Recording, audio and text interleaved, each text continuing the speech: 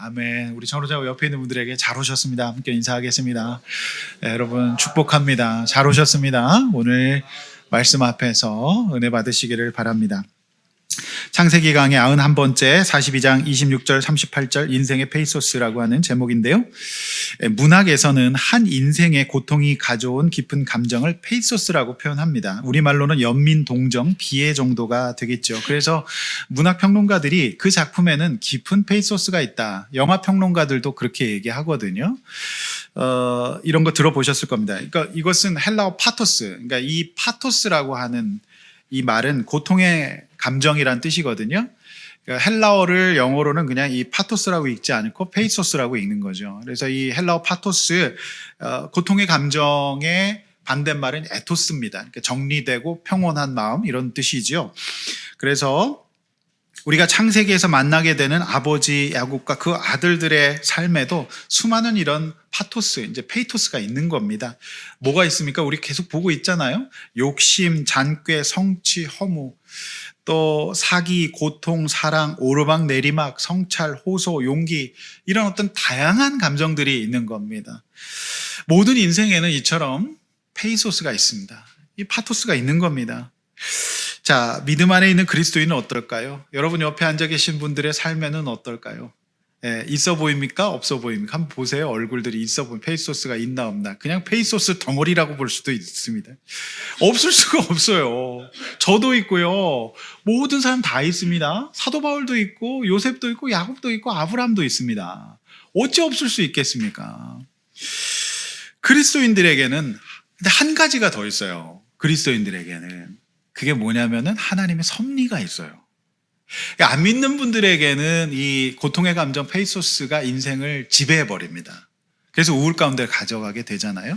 근데 우리에게는 있는 것은 뭐냐면 똑같이 있어요. 왜냐하면 죄 많은 세상에서 살아가고 있기 때문에 우리도 연약하기 때문에 완전 성화되지 않았기 때문에 우리 감정의 역동이 있어요. 그래서 낙심될 때도 있고 절망될 때도 있습니다. 근데 우리에게는 하나님의 섭리가 함께 작동해요. 그걸 이제 우리 신자라고 얘기하죠. 그걸 은혜라고 얘기합니다. 똑같이 페이소스가 있지만은 우리에게는 섭리가 작동하고 하나님의 합력하여 이루신 선이 있습니다. 이 섭리라는 것이 뭐냐면 영어로는 divine providence라고 하는데 하나님의 작정과 예정. 그러니까 디바인이 신이잖아요. 그러니까 세상 우주 만물을 저와 여러분들을 다스리시는 의지를 얘기합니다. 우리가 헤매도 하나님은 우리를 섭리하셔서 환경을 만드시고 역사를 주관하시고 만남을 주관하셔서 우리를 형통케 하시는 섭리가 있습니다. 그거를 은혜라고 얘기하고 구원받은 사람이라고 말한다라고 하는 것이죠. 이 창세기를 통해 우리는 강력한 페이소스를 갖고 있는 야곱과 그 가정의 삶 속에서 하나님의 손길을 발견하고 있습니다. 그렇죠? 네, 여러분 우리 계속 보고 있는 겁니다. 저는 오늘 인생의 페이소스라는 설교 제목을 가지고 설교 준비했는데 우리가 페이소스가 있어요. 그런데 우리를 어떻게 하나님이 다스려 가시는지 또 우리가 이런 페이소스 문제를 어떻게 극복해야 될지를 제가 두 가지로 말씀 전하려고 하는 것입니다. 자, 이제 본론입니다. 하나님 말씀을 들으십시오. 본론 첫 번째, 페이소스를 다루려면 죄 문제가 해결돼야만 됩니다. 그게 이제 26절에서 36절의 문제라고 하는 겁니다. 자, 26절 성경 보십시오. 야, 요셉의 형들은 곡식을 짓고 고향으로 떠나갔어. 27절, 그런데 여관에서 나귀에게 먹이를 주려고 자료를 풀자 양식을 사려고 준비했던 돈이 그대로 다 들어있었습니다. 28절, 자, 형제들은 어떻게 했습니까? 혼이 나서 떨었어요. 자, 안 그래도 지금 첩자, 간첩 혐의로 의심받고 있는 상황입니다. 그리고 볼모로 시므온 형이 잡혀 있습니다. 지금도 이 간첩 혐의는 굉장히 큰 거거든요. 그 당시엔 그냥 다 죽여버려요. 거기다가 지금 도둑 누명까지 썼어요. 이 형들의 마음속에서 아주 깊은 페이소스가 일어납니다. 불안과 무서움과 공포와 그리고 시몬에 대한 걱정과 그리고 이거 양식 못 구하면은 다 죽게 생긴 거거든요. 이건 엄청난 이제 이 어떤 미래에 대한 걱정이 막 올라오는 겁니다. 그렇죠? 그런데 여러분 잘 생각해 보십시오. 정말로 힘들게 했던 사람, 이 누군가의 마음속에 페이소스를 일으켰던 사람이 형들 아닙니까? 요셉의 마음속에. 그걸 이제 우리가 봐야 돼요. 이 형들은 이제 위기에 몰리자 마음속에 깊은 이런 갈등이 일어나고요. 오죽하면 혼이 나서 떤다라고 말했을 거예요. 한마디로 이거는 멘붕이 온 겁니다. 완전히 지금 무너져 버린 그런 상황입니다. 그래서 하나님이 어찌하여 이런 일을 우리에게 행하셨는가 이렇게 말합니다. 이들이 영적으로 완전히 깨어있지는 않았지만 하나님을 말하기 시작하는 겁니다. 그러니까 이게 인생의 사건과 위기, 이런 어떤 갈등 상황을 통해서 우리는 비로소 하나님을 부르게 되는 것입니다. 그러니까 이게 어떻게 보면 하나님의 섭리고 또 하나님의 기회일 수도 있다, 이렇게 볼 수 있습니다. 이 고난이 지금 이들을 흔들고 있는 거잖아요. 하나님 앞에서 해결하라고 지금 흔들고 있는 거거든요. 그래서 우리 사건은 부담스럽고 힘들 수 있지만 너무 그렇게 힘들 필요는 없습니다. 왜냐하면 이 일 너머에 하나님의 섭리가 작동될 것이고요. 비 온 뒤에 무지개가 뜰 것이기 때문입니다. 그런 것 같아요. 예전에 우리 부모님 세대, 할머니, 할아버지 세대 때는요, 참 페이소스가 많았어요.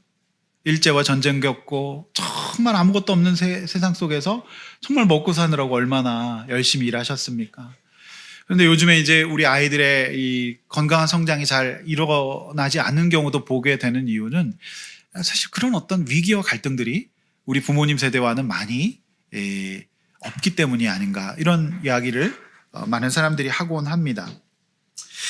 29절, 애굽에서 그 고향으로 돌아온 아들들이 이 아버지에게 그간의 일을 보고하는 내용 아닙니까? 30절, 애굽 총리가 요셉인 줄 꿈에도 생각하지 않았던 그들은 그 땅 주인인 그가 우리를 엄하게 대했고 정탐꾼으로 막 몰아갔다. 그리고 막 포로를 잡아놨다. 너무너무 무섭더라. 엄하더라. 막 이렇게 보고합니다. 그러니까 이 당혹스러움과 요셉의 의심으로 인해서 이 당혹스러움 느끼면서 억울한 페이소스, 비애를 느낀 거죠. 자, 우리가 왜 거기 가서 이렇게 빌어야 되는가? 우리가 왜 진짜 죄도 없는데 거기 가가지고 이런 의심당하고 억울하게 우리 시므온을 잡아둘 수밖에 없었던가? 우리는 왜 이렇게 무기력했던가? 막 이러면서 막 속이 뒤집어지는 겁니다. 그렇죠? 근데 여러분, 아까 말씀드렸지만은 우리는 알고 있습니다. 요셉을 가장 엄하게, 요셉을 가장 잔혹하게 대했던 사람이 누굽니까? 형들이잖아요. 애를 때렸고 구덩이에 던져버렸고, 그리고 울부짖고 부르짖는데도 거기서 밥 먹었어요. 정말 잔혹하잖아요.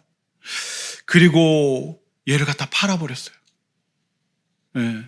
그러니 형들은 이제 역전된 이 상황 속에서 자신들을 돌아봐야 합니다. 이런 돌아봄은요, 절대 책이 아닌 하나님의 섭리가 작동하는 삶의 현장에서만 배우게 되더라고요. 안 그래야지 하는데 꼭 우리는 겪으면서 삶의 현장에서 이제 배우게 돼요. 여러분, 우리의 삶은 한 번밖에 없습니다. 우리의 삶은 너무 소중해요. 그래서 인생은 일회용입니다. 2번 사는 사람 없어요. 딱 한 번 사는데 우리 한 번뿐인 삶에는 페이소스가 존재하는데, 그렇다고 해서 포기하기에는 너무 소중한 삶이에요. 그대로 낙심하고 포기하고 좌절하기에는 너무 아깝잖아요. 한 번뿐인 삶이기 때문에 우리가 이 땅 가운데에서 깊은 감정의 고뇌를 느낄 때예요, 여러분, 우리 막 살면 안 됩니다. 하나님 앞에서 그분의 섭리를 믿고요, 우리 자신을 돌아봄으로 성장하는 기회로 삼으셔야 합니다. 할렐루야. 너무너무 소중해요. 한 번밖에 없어요. 시간은 금과 같은 겁니다.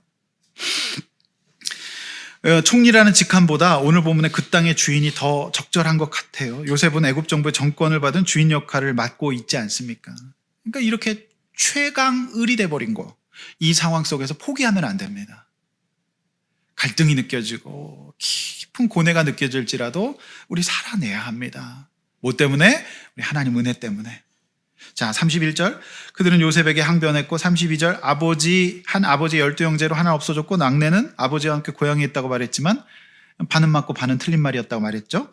자, 요셉이 없어진 것이 아니라 형들이 아버지를 속이고 팔아버렸습니다.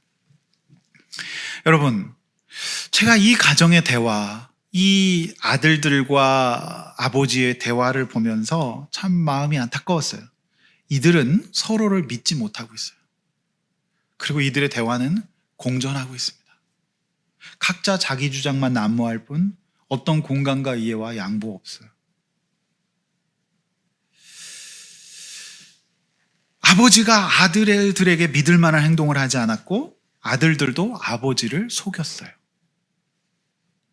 요셉을 팔아버려놓고 짐승에 뜯겼다고 거짓말했어요. 여러분, 오늘 이 가정의 모습 속에서 이 가정의 어떤 그 페이소스, 깊은 갈등, 반목, 분노, 불신, 이것 속에서, 이 평행선 속에서 우리는 죄의 문제를 봅니다. 여러분, 가족관계 문제는 의외로 경제적인 것이 아니라 실제로는 말이 안 통하는 문제, 각자의 죄 가운데에서 살아가고 있는 이 문제가 가정을 망친다는 걸 볼 수 있는 거예요. 진짜 어려운 문제는 우리가 돈이 없는 것도 문제일 수 있지만 진짜 답답한 노릇은 가족 구성원 전체가 각자의 죄 가운데 있는 문제입니다. 그렇지 않습니까? 이것 때문에 지금 이 가족이 이렇게 공존하고 있는 거예요. 우리 인생의 깊은 페이소스, 비애, 비참함 이런 것들은요, 어디서 오는 겁니까? 우리가 하나님으로부터 떠나 있는 영적인 문제일 수 있다는 것을 우리가 봐야 합니다. 33절 아들들의 시몬 억류에 대한 보고가 이어지잖아요. 형이 지금 잡혀 있다. 자, 34절 아들들은 말하기를 애굽의 주인이 막내 아우를 데려오지 않으면 사태 해결이 어려워진다라고 못 박았다. 그리고 여기서 잘 보십시오. 한 가지 없는 내용을 쓱 집어넣어요. 그게 뭡니까? 이 나라에서 무역하리라 하더이다. 아들들이 아버지를 설득하면서 없는 내용을 쓱 갖다 집어넣어요. 무역하다, 할 수 있다. 그게 뭐예요? 아버지, 베냐민 내어주면 거기서 한몫 잡을 수 있대요. 큰 돈을 벌 수 있대요. 무역해서. 무역학과 나오신 분들 계십니까? 굉장히 이 당시에도 이게 무역이 돈이 됐던 겁니다. 이 양식 애굽의 것들을 막 중요한 것들을 팔레스타인에 팔 수 있으니까 무역이 돈이 됩니다. 그거 해준답니다. 그런데 여러분, 요셉이 이 말 했습니까? 이거 없던 말이에요. 이거 쓱 갖다가 넣은 거예요. 여기서 이제 우리가 그 미묘한 선을 잘 봐야 되는데, 아버지 앞에서 베냐민을 데려가야 된다는 말을 하러 아버지를 만나러 가는 아들들에게는 이미 아버지가 절대로 베냐민을 안 보낼 것을 알고 있었어요. 보낼 뿐이 아니라는 것을 알죠. 왜냐하면 요셉 잃고 요셉 대신 베냐민 편에 하고 있었기 때문에 양식 사러 갈 때도 걔는 끼고 들면서 안 보냈다 아닙니까? 처음 들으십니까? 아니죠? 네. 여러분, 제가 이렇게 설교를 자꾸 이렇게 하려는 이유는 여러분들이 성경 속으로 들어가셨으면 좋겠어요. 이 성경의 맥락과 정서와 긴장감을 느끼셔야 적용이 됩니다. 이게 남 얘기 듣듯이 하면 안 됩니다.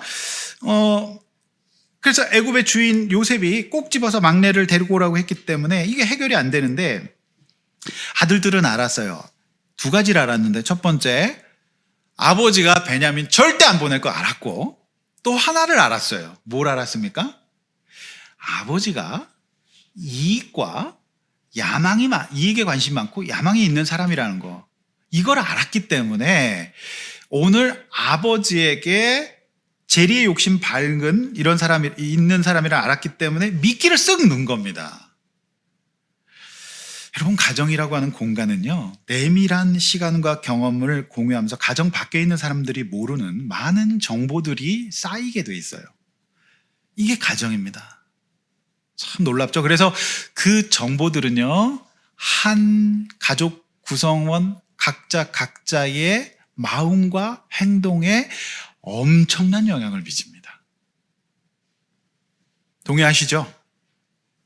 그러니까 이 정보들이, 이 가정의 내밀한 정보들, 아버지가 요셉을 편애한다는 정보들이 오랜 세월 17년이 쌓였어요. 그러니까 형들은 어떻게 했어요? 얘를 갖다가 죽여버린 거죠. 묻어버린 거예요. 이건 가정 안에서만 알 수 있는 일이에요. 그리고 야곱 입장에서도 마찬가지죠.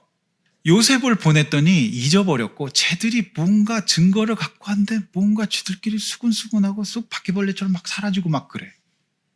그러니까 이 아버지 입장에서도 이거 베냐민 보내면 또 죽는다. 그런데 저 녀석들이 내가 요셉과 베냐민 끼고 도는 거 싫어한다. 압니다. 그러니까 사지에 보내는 것 같은 느낌이 드니까 오늘 안 보내는데, 진짜 비참한 거는 여기서 또 한 번 큰 어떤 페이토스가 이게 발생이 되는데요. 어떤 거냐면은 형들이 분명히 아버지 지금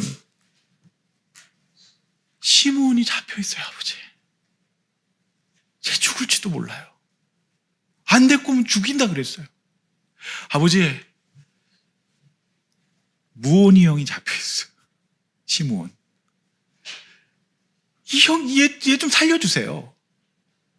얘를 데리고 오려면은 베냐민이 데리고 와야 된답니다. 하는데 아버지가 뭐라고 얘기를 합니까? 들은 척도 안 해요.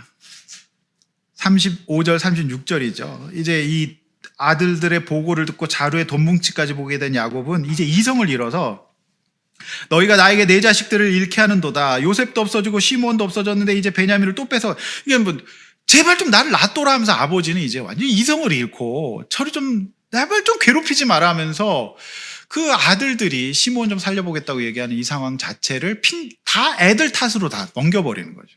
예, 다 너희 때문이다 하면서 너를 좀 못 살게 군다 하면서 부모님이 그 말을 안 들어줍니다. 여러분 이때 이 자녀들의 마음속에는 얼마나 강력한 비애가 일어났겠습니까? 정말 지옥이 됐을 거예요. 그래, 안 되는구나. 어떡하지 하면서 너무너무 힘들었었던 건데 똑같이 이 야곱 입장에서도 이 페이소스가 막 올라오니까 내가 지금 나중에는 이제 지옥을 산다고 얘기를 하는 거예요. 여러분, 하나님께서 교회보다 먼저 세우신 기관이 가정인데요. 이걸 모를 리 없는 사단은 가정을 먼저 무너뜨릴 겁니다. 가족 안에서 풍성한 사랑과 건강한 의사소통을 방해할 거고요. 죄와 우상 가운데에서 각자 고집스러운 사람이 되도록 만들 겁니다. 결국 그 악영향은 고스란히 한 개인과 그 속한 공동체와 사회로 이어져서 온 세상이 어렵게 될 겁니다. 문제의 근원은 바로 가정에 있었고 더 깊은 곳에는 죄가 있었다라고 하는 말인 것이죠. 그러므로 가정은 너무너무 소중하고 중요한 것이고, 오늘 이 말씀을 듣는 여러분들이 여러분들의 자녀에게 어떤 정보를 주고 있는지를 정말 잘 보셔야 됩니다. 너무 중요한 거예요. 저는 올해 여러분의 가정, 저와 여러분의 가정이 건강한 가정 될 수 있기를 원합니다. 그게 우리의 기도 제목이에요. 과거에 야곱은 뭘로 이름이 바뀌었죠, 여러분? 네, 그런데 여러분 42장에 이스라엘은 한 번도 없고 전부 다 야곱만 등장합니다. 의도적으로 지금 야곱이라고 기록하고 있어요. 43장에 유다 설득 듣고 베냐민 내려놓은 다음에 이스라엘 됩니다. 네. 우리의 신앙의 완성은 없어요. 우리가요, 신앙이라는 게 그래요. 유지하고 성장하기는 정말 어렵습니다. 그런데 무너지는 건 순간이란 말입니다. 신앙의 과거는 필요 없어요. 우리의 신앙과 인격이 얼마나 금방 무너지는지 몰라요. 찬란한 베델에서 씨름하고서도 이렇게 되는 거예요. 그래서 정말 깨어 있어야 됩니다. 그래서 여러분 날마다 말씀과 기도 앞으로 나가십시오. 꼭 하루 시작하시고 출근하시고 아이들 학교 보내시고 말씀 들으십시오. 그래서 물러나지 않아야 되는데요. 오늘 이렇게 물러나는 모습이죠. 1월 셋째 주일입니다. 다음 주일은 설 명절입니다. 여러분 설을 생각하면 어떤 마음 드시나요? 페이소스가 장렬하지 않으신가요 혹시? 사실요 저는 어렸을 때 명절에 큰집 가는 게 사실 싫었어요. 그냥 삼촌들이 싸우고 막 숙모들은 꼭 그 주방 옆에 그 좁은 방에 다 둘러앉아서 그렇게 욕을 해. 그 숙모들은 왜 그럴까요? 그러면서 뭘 먹어 꼭. 그리고 이제 식사를 거나게 하신 다음에 반주를 걸치시고 이제 고스톱판이 벌어지고 그러면서 거기서 큰 삼촌 작은 삼촌이 꼭 싸우고 옆에서 훈수 두다가 너는 가만히 있어 하면서 싸움이 되면서 난리가 나는 걸 항상 이제 보게 돼요. 그리고 이제 그것도 이제 하다가 질리면은 이제 사촌들 쭉 줄 세워놓고 어느 애는 어느 학교를 갔네, 어떤 회사를 갔네, 시집을 갔네, 장가를 갔네 하면서 이제 막 이제 이게 누가 자라나가 시작이 됩니다. 너무 싫었어요. 저희 집은 이제 불신가정이라서 제가 드리고 싶은 말씀은 영적인 죄의 문제가 있으면은요 하나님 앞에 없잖아요. 그러면 그곳에서 죄의 행동들을 합니다. 속이거나 감추거나. 그러니까 이 집 자체의 역동성이 완전히 깔아앉고 천국이 아니라 참 힘든 곳이 됩니다. 성도 여러분, 저는 이 감정의 문제, 이 페이소스 이 문제, 이 감정 이거 문제의 근원은 바로 죄의 문제에 있다고 본다라고 하는 거죠. 저는 여러분에게 복음을 제시하고 싶습니다. 여러분 예수 안 믿으면 이 문제 해결 안 됩니다. 예수 믿는다는 게 뭐예요? 내가 죄인이라는 거 인정하는 거고 그리스도의 보혈로 저와 여러분의 모든 거짓과 죄의 문제, 잘못 살았던 문제를 깨끗이 씻어주시는 은혜가 있을 줄로 믿습니다. 이 복음만이 우리 가정의 이 페이소스 이 문제를 해결할 수 있어요. 그래서 여러분 제가 오늘 복음을 전하기를 원합니다. 예수 그리스도가 여러분의 구원의 길을 열어주셨습니다. 그러므로 우리가 모여서 뭘 해야 돼요? 하나님 말씀 앞에서 죄를 고백하고 막 자기 주장하는 것이 아니라 내 연약함을 인정하면서 복음으로 회개하고 예배드리는 명절 될 수 있기를 원합니다. 명절 예배 순서지를 왜 드리는 줄 아세요? 그래 또 그거 갖고 복음으로 가족이 새롭게 쓰자는 거예요. 오늘 이번 명절이 복음 앞에 나오는 명절, 예배드리는 명절 될 수 있기를 원합니다. 그래야만 이 페이소스 문제가 해결된다. 말씀 앞에서 내 죄를 위하여 십자가신 예수 그리스도 앞에서 새롭게 시작할 수 있기를 원합니다. 그렇다면 명절 지낸 말 할 거예요. 그래 너도 힘들었겠다. 미안하다. 이런 전무후무한 대화가 있을 수 있기를 원합니다. 우리 옆에 있는 분들이 연습해 봅시다. 미안합니다. 내가 죄인입니다. 여기서 연습이 안 되면 어떡하시려고 그러세요? 이 복음이 있어야 가족의 페이소스가 해결된다는 문제입니다. 두 번째, 페이소스를 다루려면 자신을 돌아볼 줄 알아야 돼요. 37절에 38절인데 37절 장남 르우벤이 또 나섭니다. 자, 그는 말하기를 내가 베냐민을 데리고 갔다가 오지 않으면, 뭐 장남답게 이 사태 해결을 위해서 턱 나섭니다. 거기까지는 좋았어요. 그런데 보고도 믿기 어려운 말을 합니다. 듣고도 믿기 어려운. 뭐라고 얘기해요? 내가 만약에 베냐민 안 됐고면 아버지 내 두 아들을 죽이세요. 여러분 이게 말이 됩니까? 죽으면 자기가 죽어야지 왜 두 아들이 죽어요? 이상하잖아요. 여러분 만약에 이 말을 베냐민의 두 아들이 들었다 그러면 어떻겠습니까? 여러분이 베냐민 두 아들이면 어떻겠습니까? 르우벤, 죄송합니다. 네, 르우벤. 르우벤이 두 아들이 이렇게 들었다면 어떻게? 그리고 아내는 어떻게 하겠습니까? 아내는 이 양반이 지금 정신 못 차리네. 네? 그런 얘기를 너무너무 얼마나 충격. 또 페이소스가 또 일어나는 거죠. 페이소스가 막 일어나요. 그러니까 뜬금없는 이 충동적인 르우벤의 제안을 듣고 설득당한 사람은 없어요. 38절, 르우벤의 이상한 제안을 들은 아버지 야곱은 허락하지 않아요. 그러나 야곱은 일어나지도 않았고 일어나지도 않을 비극적인 결말을 상상하면서 나이가 많아 흰머리가 된 자신의 처지를 슬퍼하면서 수올로 내려가요. 자, 100살이 넘은 노년의 야곱이 지금 지옥과 같은 노년을 보내고 있습니다. 이것이 우리 노년이 되어서야 되겠습니까? 우리 이런 노년 살지 맙시다. 예. 김강우 씨가 지은 신간 미워하지 않으면 미움받지 않으려면은 가족과 대인관계에 대한 신간에 이런 내용이 있어요. 바람직한 대화 대인관계를 위해서는 확대하는 거, 축소, 타인 비교, 이분법적 사고, 근거 없는 추측, 비관적 예상, 감정적 판단, 성급한 일반화, 비약, 남탓과 같은 요소를 걷어내야 된다 이렇게 얘기했습니다. 그러니까 이 이론에 따르면 이분은 지금 근거 없는 추측을 해요. 사실처럼 믿고 있고요. 상황을 과정해서 부정적인 결론 이미 내려놨어요. 다 죽는다. 그러니까 하나님 섭리는 지금 없는 거잖아요. 그리고 자신의 책임을 회피하고 원인을 아들들에게 돌려요. 이성적인 판단보다 감정에 휩쓸려서 결정하고 행동하는 감정적 판단과 성급하게 결론 내리는 일반화. 이게 이제 르우벤의 어떤 대화 패턴이라고 볼 수가 있는 거죠. 여러분, 저와 여러분이 지금 이 본문 앞에서 논지는 분명합니다. 이게 죄 문제이고요. 두 번째는 르우벤의 문제 생각해 봐야 되는데 나를 인식해야 된다는 거예요. 네. 하나님의 섭리가 있습니다. 그런데 나를 인식하고 나를 돌보지 않으면 오늘 르우벤처럼 황당한 얘기를 하는 거예요. 말이 되냐고요. 지난번에도 뒤늦게 나타나서 하나만한 얘기 하지 않았겠습니까?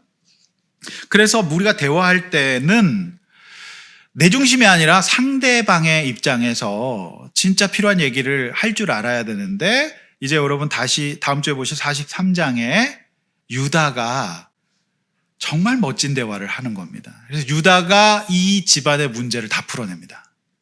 예, 대단한 그 역사를 볼 수가 있는 것이죠. 완전 정반대 말을 해서 유다가 이제 예수 그리스도의 조상이 됩니다. 유다는 뭐라 그래요? 두 아들 죽이세요가 아니라 누굴 죽이세요? 나를. 예, 그렇게 하면서 아버지를 공감하면서 아버지 입장에서 쭉 나가니까 이제 아버지가 이스라엘이 됩니다. 유다 때문에. 그러면서 아들을 내려놓으면서 다 살게 되는 은혜를 이제 맡게 된다라고 하는 겁니다. 여러분, 저는 요즘에 급격한 사람들에게 있어서 큰 우리 문제가 뭐냐면, 우리 뇌에서 가장 많은 기능을 담당하고 있는 중요 기능은 바로 이 전두엽이라고는 이마 밑에 있는 이 부분입니다. 이 부분에서 우리 언어 기능을 감당하거든요. 그런데 요즘에 급격하게 늘어나서요. 여러분, 소위 전두엽의 문제를 보이는 사람들, 이런 아이들의 문제가 이제 ADHD라는 거 아시잖아요. 그래서 이게 굉장히 지금 위험이 높아지는데, 여러분 난리가 났어요. 지금 ADHD 치료제인 콘서타가 품절이 났습니다. 너무 많이 쓰니까 지금 약이 떨어진 겁니다. 모르셨죠? 약이 떨어졌어요. 생산이 공급을 못 따라가는 거예요. 그래서 대체된다고 지금 난리거든요. 저희 이쪽에서는. 그 정도로 지금 굉장히 유병률이 높아지고 있어요. 이게 전두엽 문제는요, 꼭 ADHD뿐만이 아니라요, 우리의 언어와 사고와 이성 기능을 감당하는 굉장히 인격 기능을 갖고 있어요. 그런데 이거는요, 여러분들이 극한 스트레스 가운데 장기적으로 노출된다든지, 또 생애 전환기, 갱년기를 맞이한다든지, 또는 우울감 가운데 계속 있다든지, 그 다음에 위기가 불안 가운데 계속 노출이 되면 전두엽 기능이 축소됩니다. 그래서 반대로 화를 내고 막 얘기하는 이 편도체 기능이 활성화되게 돼 있는 거거든요. 저는 창세기에서 확인한 이 장남 르우벤의 모습 속에서 그런 걸 봐요. 이 전두엽 기능에 문제가 지금 있다는 걸 보는데, 무슨 얘기냐면은 동생을 지켜야 될 결정적인 순간에 자리를 뜨는 실행 기능에 문제가 있어요. 꼭 있어야 될 때 없어져요. 그리고 우리가 확인했다시피 섬호 빌하와 통간하는 충동성 조절의 문제가 있어요. 안 되거든요, 그렇게 하면. 근데 못 참죠. 그리고 지난주와 오늘 본문에서 나오는 상황과 맥락에 맞는 신중한 말. 그때 내가 이렇게 하자 그랬잖아 뭐 이렇게 하면서 핑계대는 말이 아니라 자기가 책임을 져야죠. 그러면. 근데 그렇게 하지 않는 이런 신중한 대화, 어려움을 겪는 문제가 있다는 것을 봅니다. 그래서 여러분, 우리가 이제 나이가 먹으면요, 요즘 혈관성 치매라 그래서 우리 이 뇌에 아주 작은 핏줄 같은데도 이 혈액이 구속적으로 공급이 못 되면 전두엽 기능이 망가지게 됩니다. 그걸 이제 우리가 이제 치매라고 얘기를 하죠. 그러면은 굉장히 착하시던 어르신이 이제 막 이렇게 막 함부로 하고 막 이렇게 하시는 경우 볼 수 있잖아요. 여러분, 그래서 저는 이런 세상 가운데에서 특별히 우리가 이제 스트레스 많고 죄 많고 이런 복음이 없는 세상 속에 살아가고 있는데 희망은 있어요. 전문가들은 우리 뇌는 변할 수 있다. 그걸 뇌의 가소성이라 그러는데 얼마든지 변할 수 있다라고 말합니다.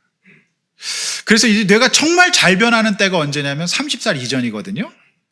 요셉이 지금 그때 이전에 17세 이상 했지만 그 기간에 훈련받고 완전 새로운 뇌를 갖게 되는 것이다. 이렇게 볼 수가 있는 겁니다. 여러분이 각자 다 어쩌신지 모르겠지만 우리에겐 소망이 있어요. 하나님의 섭리가 있기 때문에 변할 수 있습니다. 그리고요, 우리가 뭘 학습하고 뭘 경험하느냐에 따라서 우리 뇌가 새로워질 수 있다는 것을 학자들은 뇌 가소성이라고 얘기해요. 이건 뭐냐면 찰흙을 이렇게 만들어 놓으면 그 찰흙이 유지되는 것과 똑같잖아요.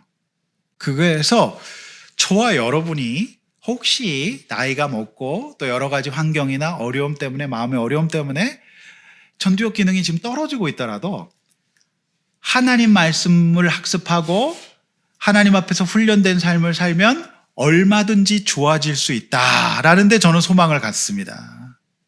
저는 이것이 우리의 소망이에요. 할렐루야. 아멘.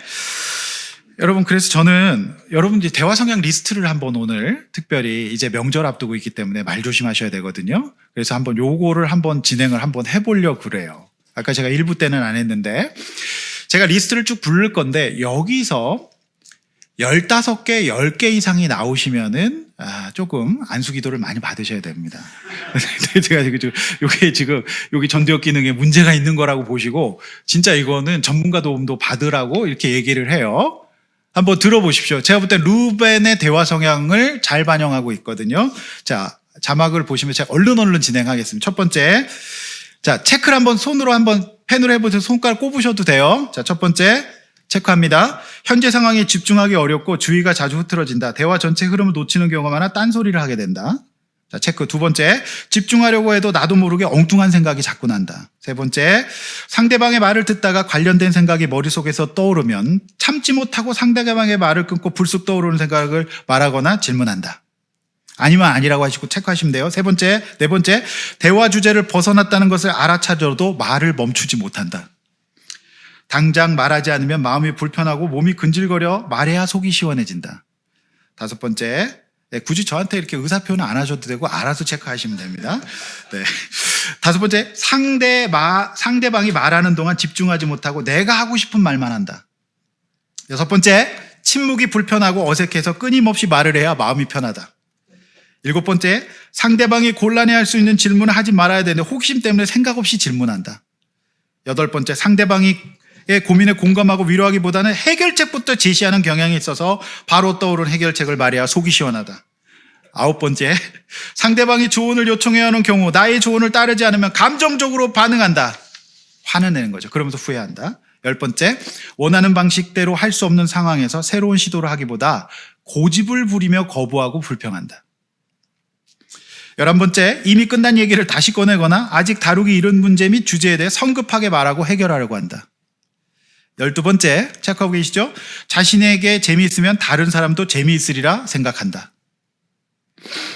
13번째, 자존감이 낮은 경우 상대방의 선한 의도가 담긴 조언이나 행동에 관해 가민하게 반응하고 방어적인 태도를 취하고 분위기를 싸하게 만든다. 14번째, 자신의 말에 상대방이 공감하고 동의하지 않으면 그렇게 할 때까지 끊임없이 설득하는 경향이 있고 표현만 다를 뿐 계속 똑같은 말을 한다. 15번째, 굳이 말하지 않아도 되는 자신의 약점이나 비밀을 상대방에게 말하고 상대방은 그 사실을 알고 당황해한다. 16번째, 상대방이 조용히 하고 이야기하고 싶어하는 내용을 큰 소리로 이야기한다. 17번째, 생각하기 불합리하거나 불리하다 싶으면 조금의 불편함을 참지 못하고 지시에 항의한다. 그 지시를 따를 수 없는 수만 가지 합리적 이유를 말한다. 18번째, 몇 개 안 남았습니다. 잘못을 쉽게 인정하지 않고 일하지 못한 것에 대해 변명하거나 핑계대는 경향이 있다. 19번째, 표정 관리가 안 되고 관심 없는 주제를 얘기할 때는 심드렁한 태도를 보인다. 20번째, 상대방의 질문 의도를 정확하게 파악하지 못하고 자신의 생각을 늘어놓거나 엉뚱한 답변을 한다. 마지막 21번째, 질문의 핵심에서 벗어난 말을 장황하게 하거나 서론이 너무 길어서 상대방을 답답하게 한다. 자, 여기까지입니다. 자, 여기서 이 전두엽 기능이 원활하지 않을 경우에 15개 이상이 나오게 될 겁니다. 그리고 10개 이상이 나오면 정말 자기를 인식하셔야 된다. 이렇게 전문가들은 조언하고 있어요. 몇 개인지 제가 물어보진 않겠습니다. 목장에서 나눠보시기를 바랍니다. 네. 제가 이 말씀을 드리는 이유는 이거죠. 하나님의 섭리가 있어서요, 이건 역시 선으로 받고 일하실 겁니다. 그런데 루벤의 이런 대화 성향은 루벤의 자녀들과 아내와 아버지와 형제들, 동생들 모두에게 강력한 페이소스를 일으켜요. 이렇게 얘기하면 한마디로 속이 뒤집어진단 말입니다. 그리고 본인도 비참해져요. 왜? 아무도 안 들어주니까요. 그렇지 않습니까? 여러분, 구약 잠언 18장 21절은 이렇게 얘기합니다. 들어보십시오. 죽고 사는 것이 혀의 힘에 달렸나니 혀를 쓰기 좋아하는 자는 혀의 열매를 먹으리라. 우리 인생의 페이소스는 죄에서 오는데요, 그 죄의 열매가 혀로 나타난다는 말입니다. 그러므로 하나님의 섭리 가운데 살아가는 우리가 이 혀를 잘 다스림으로써 말 한마디로 천냥빚을 갚을 수도 있고요, 이런 놀라운 말의 힘을 창세기 43장이 기록하고 있습니다. 다음 주에 보실 건데요, 유다가 말로 풀어냅니다. 완벽한 말로 풀어내요. 하나님의 섭리를 돕는 말을 하는 겁니다. 그런데 이 루벤은, 어떻게 자꾸 베냐민이라는데 루벤은 안 그러잖아요. 그러니 오늘 본문이 주는 교훈은 명확합니다. 반면교사 삼으라는 말이죠. 여러분, 만약에 내가 오늘 21가지의 이 체크리스트에서 해당되는 게 있다면 두 손 이렇게 대면서 정말 안수하십시오. 하나님 도와주십시오. 하나님 정말 제 입술에 지혜를 주시고 능력을 주시고 저의 가정생활과 사회생활, 제 인생 전체가 정말로 말 잘해서 정말로 합당한 이렇게 해가지고 페이소스 경험하고 싶지 않습니다. 나도 살고 남도 사는 말하고 싶습니다. 할렐루야. 이것이 오늘 본문의 명확한 교훈인 것입니다. 아멘입니까? 아멘입니까? 자, 한 손은 이마, 한 손은 입에다가 안수하십시오. 하나님, 이번 명절에 이렇게 좀 때리시면 더 은혜롭습니다. 이렇게 해가지고. 여러분 동의하시죠? 진짜 중요한 내용인 거예요. 저는 이 큰형의 모습을 보면서 너무 안타깝고, 그런데 이 시대에는 무슨 이런 돕는 사람 치료도 없었잖아요. 근데 우리에게는 명확한 말씀이 있고요, 우리에게는 돕는 사람이 많고요, 우리에게는 공동체가 있고, 여러분들에게는 조언할 수 있는 사람들이 있습니다. 그래서 정말 이번 명절이 페이소스가 아닌 에토스, 평안과 화평과 흔들리지 않는 중심으로 살아갈 수 있는 이번 명절 되었으면 좋겠습니다. 아멘. 물어보고 싶어요, 진짜 여러분, 몇 개인지. 우리 주님 다 아실 걸로 생각합니다. 말씀 맺습니다. 가정에 비해 페이소스는 야곱의 가정에는 너무 깊었어요. 우리 이거 다 확인하잖아요. 정말 이거 영화 같은 삶이잖아요. 너무 마음 아파요. 이 비애 감정이 이끄는 대로 우리는 살 것이 아니라요, 하나님의 다스림과 인도와 섭리 가운데 살아갈 때에 무엇보다도 내가 죄인입니다 인정할 수 있길 원합니다. 하나님 앞에서요, 복음으로 새 사람 될 수 있길 원합니다. 그리고 그 말씀 각때 우리도 사람인지라, 우리가 참 장기적으로 스트레스 받고 경제적으로 어렵고 혼란스러우면요, 이 큰형처럼 될 수 있다는 거를 봐야 돼요. 그래서 여러분, 날마다 말씀과 기도로 내 자신을 돌아보셔야 됩니다. 입술에 파수꾼을 세우고 정말 유다처럼 말할 수 있길 원합니다. 그렇게 갈 때 저와 여러분의 인생의 페이소스가 지배하는 인생이 아니라 개인과 여러분 가정 모두가 살아나는 인생 될 줄로 믿습니다. 할렐루야. 여러분, 이렇게 한번 나눠보십시오. 내 인생의 비애는 뭡니까? 이 문제 해결하기 위해 회개할 건 뭐고요? 루벤처럼 말하는 언어 습관 뭐고요? 날마다 말씀 앞에서 나를 돌아볼 수 있기를 원합니다. 할렐루야. 여러분, 주님의 사랑으로 막힌 담을 허실 주님의 은혜를 기대하면서 찬양하고 기도합시다. 주는 평화, 막힌 담을 모두 허셨네. 우리 찬양함으로 나아가겠습니다. 우리의 염려가 있지만은요, 우리 주님의 섭리 가운데 우리 승리할 수 있길 원합니다. 여러분, 간절한 마음으로 찬양하고 기도합시다. 주는 평화, 막힌 담을 모두 허셨습니다. 주는 평화, 막힌 담을 모두 허셨네. 막힌 담을 모두 허셨네.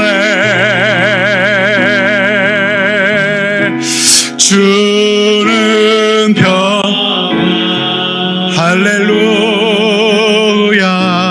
우리의 평화, 하나님 평화를 주십시오. 주는 평화, 막힌 담을 모두 복음으로 우리 가정에 막힌 담을 헐어 주십시오. 찬양하는 마음, 기도하는 마음으로 평화, 할렐루야.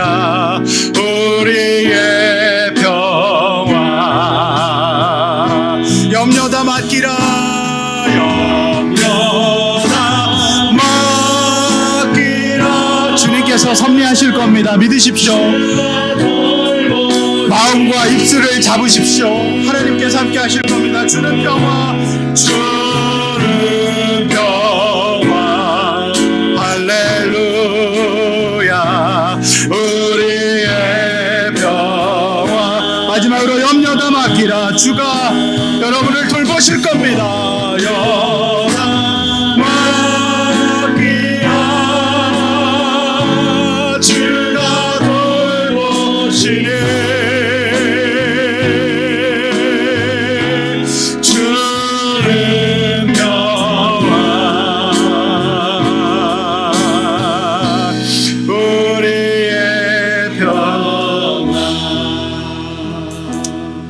오늘 이 설교는 저의 고백이기도 합니다.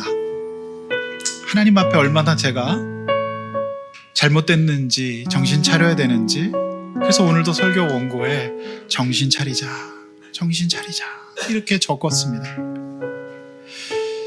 우리가 페이소스가 많아요. 고생했어요. 그러면 루벤 되는 겁니다. 우리 이렇게 살지 맙시다. 먼저 하나님 앞에서, 하나님, 주님 나와 동행해 주십시오.